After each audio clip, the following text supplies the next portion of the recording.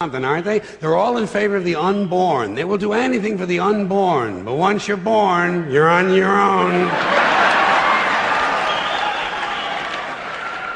Pro-life conservatives are obsessed with the fetus from conception to 9 months. After that, they don't want to know about you. They don't want to hear from you. No, nothing. No neonatal care, no daycare, no Head Start, no school lunch, no food stamps, no welfare, no nothing. If you're pre-born, you're fine. If you're preschool, you're fucked. You're fucked.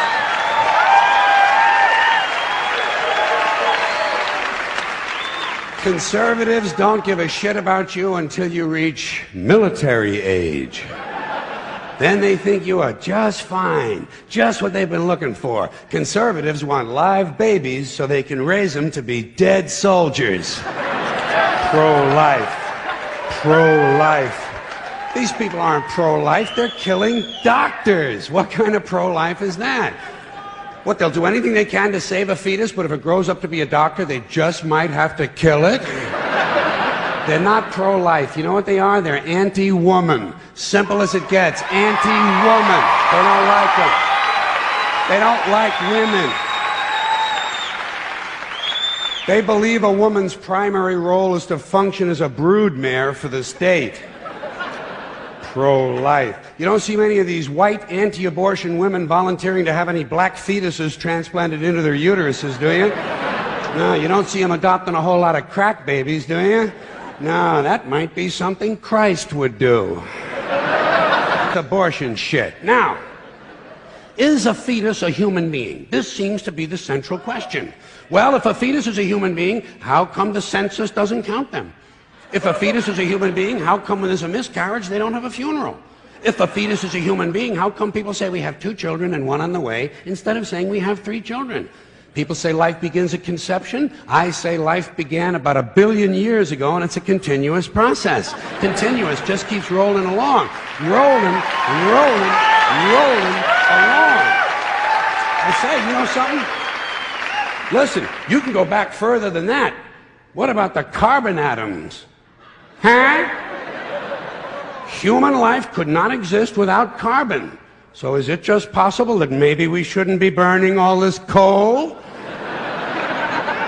Just looking for a little consistency here in these anti-abortion arguments. See, the really hardcore people will tell you life begins at fertilization. Fertilization when the sperm fertilizes the egg, which is usually a few moments after the man says, gee, honey, I was going to pull out, but the phone rang and it startled me.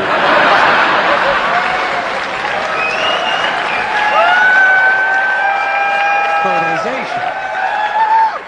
But even after the egg is fertilized, it's still 6 or 7 days before it reaches the uterus and pregnancy begins, and not every egg makes it that far. 80% of a woman's fertilized eggs are rinsed and flushed out of her body once a month during those delightful few days she has.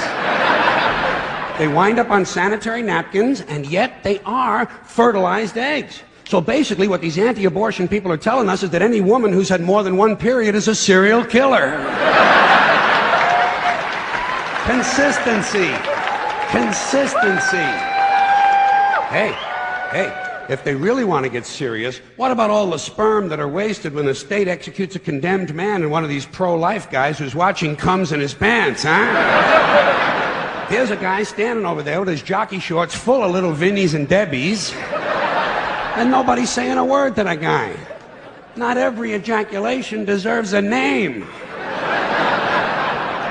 Now, speaking of consistency, Catholics, which I was until I reached the age of reason,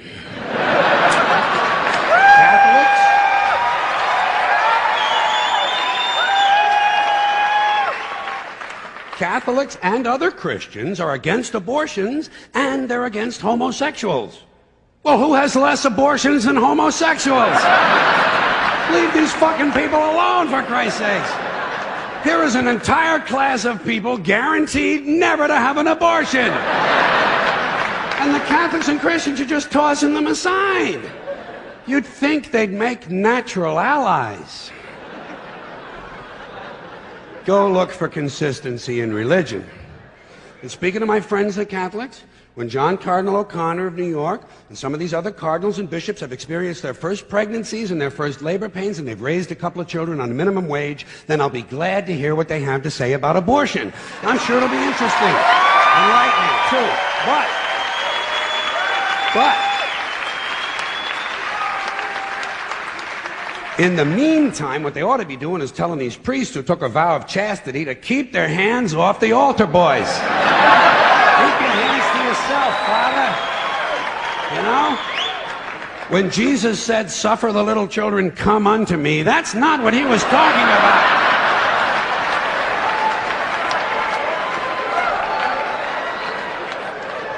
So you know what I tell these anti-abortion people? I say, hey, if you think a fetus is more important than a woman, try getting a fetus to wash the shit stains out of your underwear. For no pay and no pension. I tell them, think of an abortion as term limits. That's all it is. Biological term limits. But you know, the longer you listen to this abortion debate, the more you hear this phrase, sanctity of life. You've heard that, sanctity of life. You believe in it? Personally, I think it's a bunch of shit. Well, I mean, life is sacred? Who said so? God? Hey, if you read history, you realize that God is one of the leading causes of death. Has been for thousands of years. Hindus, Muslims, Jews, Christians, all taking turns killing each other because God told them it was a good idea. The sword of God, the blood of the Lamb, vengeance.